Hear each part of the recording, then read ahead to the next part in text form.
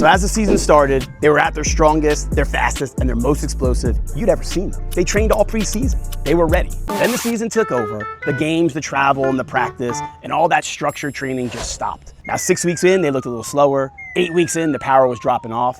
But they're still playing every week, so nobody thinks anything about anything. But something is wrong, and you have no idea why it keeps happening. Now, this isn't something that athletes just feel in their heads. There's a documented research timeline for when your body starts giving back what you earned. And it starts a lot sooner than most people think. So instead of telling you to just train harder or even guilt your kid into doing more training volume, I'm gonna break down for you what the actual reversibility timeline looks like. By the end, you're gonna know the exact window that you need to protect to get that minimum effective dose the training allows your athlete without burning them out. Before we get to the fix, you need to understand what's happening inside the athlete's body when that training stops. Like 3 things leave in a very specific order, and most people don't realize the first one is gone before they notice anything. So the first one is speed. Speed and agility go first. Measurable decline in 7 to 14 days. Now, most people think their kid can just take a few weeks off after the season, no problem, rest up. But the nervous system doesn't bank fitness the way your musculature does. This pattern is highly specific, and it's not anchored to any structure. What Horta Baggy's research showed on power athletes is exactly what you'd expect. Within 2 full weeks stopping training, the metrics moved down. Use it, you keep it,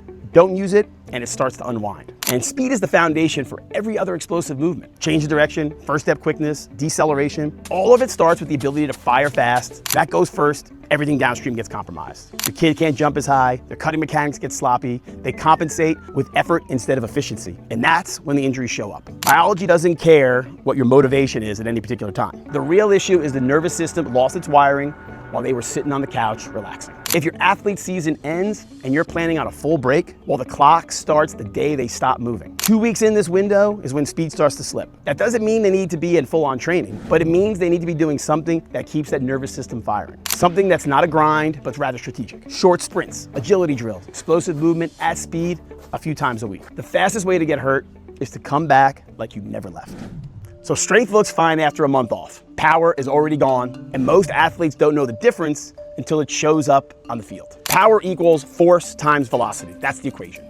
And when one side of that equation drops early, well, then the whole thing falls apart. Izquierdo and their colleagues found out that in a 4-week window of no training, power drops 14 to 17%, while strength only drops 6 to 9. So power degrades nearly twice as fast, which makes it seem like your athlete lost nothing, but they did. And this is why an athlete can still lift decent weight in the weight room after a month or so off, but looks and feels sluggish when they're on the field. The force didn't leave, but the ability to use it quickly did. Now this plays out in season equally. You can be competing every weekend and still losing power because you stopped lifting. Now, your sport likely keeps up your conditioning. It keeps your speed and your sports patterns alive and well. But what it doesn't do is replace that load-based stimulus that maintains your strength. And without that, the force side of the power equation, well, that just quietly walks out the door while you're still running, cutting, and thinking everything is just dandy.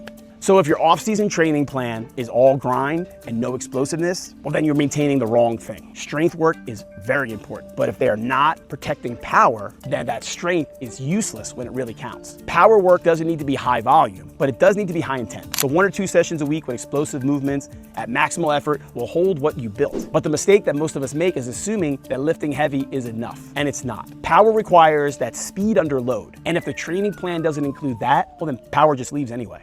Now, the difference between a newer athlete and one with, say, like 5 years of consistent training under their belt isn't just fitness level, it's that runway. It's how long they can go before the losses become real. Now, most people think that all athletes lose in game at basically the same rate, but they don't. When you train consistently over years, your muscle fibers, they accumulate these things called myonuclei. Just think of them as these little biological machines inside the muscle cell that runs protein synthesis, and that protein synthesis is responsible for how muscles are built and maintained at a very basic level. And when you stop training, those fibers, they shrink. But those myonuclei, they don't leave, they stay. Months and maybe even years, hence the term muscle memory. Now, research has demonstrated that myonuclei acquired through training are retained even through complete muscle atrophy. So when training resumes, those little nuclei, they fire back up and that muscle rebuilds faster than it was built the first time. And that's what muscle memory actually is. It's not a feeling, it's your muscles actually remembering. Now, a newer athlete, well, they don't get that luxury just yet. They don't get the reserve. They build speed, power, and strength, but they stop training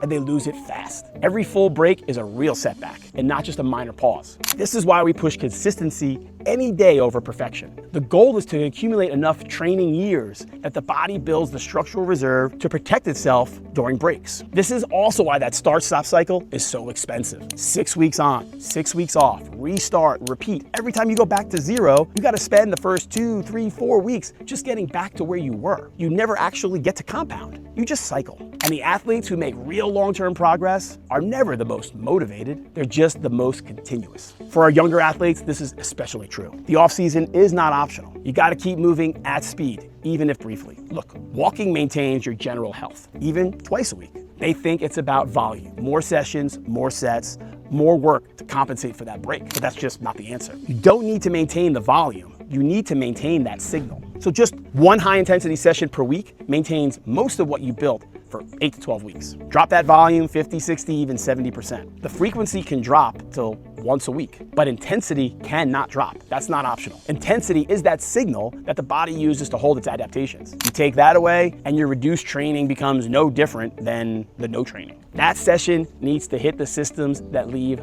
first. Speed, power, and strength. Short sprints at full speed. Explosive lifts. Heavy compound movements. Not a long grind, a sharp focused session that signals the body to keep what it built. Most people worry that one session isn't enough. They're so used to equating volume with results that less training feels like you're falling behind. And that instinct, well, it makes sense, but it's wrong. And if you've watched this far, you know why. If you want that session built specifically for your athlete, then that's what the AIQRx does. Remote coaching by a real coach with a real program, not a template. And if you're local, and that's what the AIQ Lab Live is, in person with us, building the athlete long term. Training is only 1 hour.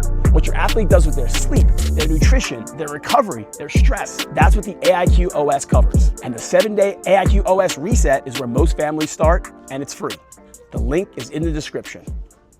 One session a week, high intensity, hitting speed, power, and strength. That's the minimum effective dose. Block the session at the beginning of the week, protect it like it's a game. And if your kid just finished their season, don't let them go completely inactive. Map out the next 4 to 8 weeks. One high intensity session per week minimum. Short sprints, explosive lifts, and at least one heavy compound movement. And if your kid has already passed that 8-week window and you're reading this too late, the rebuild is gonna take time. Just accept that. Don't push them into full intensity immediately. Ramp them back up over 2 to 3 weeks to avoid injury. And if your kid is heading into their next season and this pattern keeps repeating, the off-season programming is the intervention. It's not the punishment. It's the system that protects what they built so the next season starts from where the last season ended and not from scratch. If this landed, share it with someone who's about to let their athlete go completely dark. I think they'll need to see this. And please subscribe, because more of this is coming, and we promise we're not gonna waste your time.